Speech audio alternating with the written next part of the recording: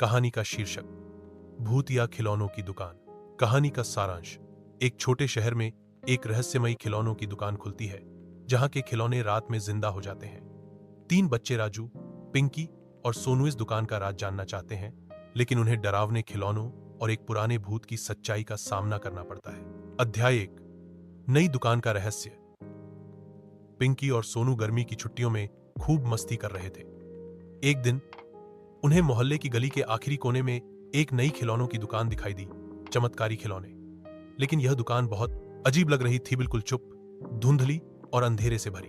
अध्याय 2, पहला दौरा। तीनों दोस्त दुकान में घुसते हैं।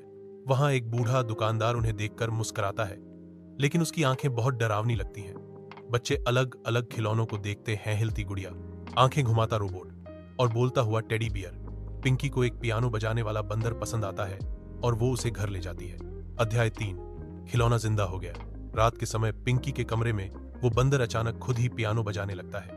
उसकी आवाज डरावनी और धीमी होती है। जब पिंकी उठती है, वो देखती है कि बंदर उसके बिस्तर के पास खड़ा है और उसे घूर रहा है। अध्याय 4, राज की खोज। राजू और सोनू को पिंकी की बात पर यकीन नहीं होता, लेकिन अगली रात राजू भी एक बोलता हुआ खिलौना लेकर आता है, एक घोड़ा जो रात को कमरे में दौड़ता है।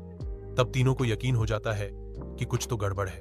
अध्याय 5, दुकान की असली कहानी। तीनों दोस्त रात के समय दुकान में घुस जाते हैं। वहां उन्हें एक पुरानी डायरी मिलती है, जिसमें लिखा होता है कि यह दुकान एक जादूगर की थी, जिसने अपनी आत्मा को खिलौनों में कैद कर दिया था।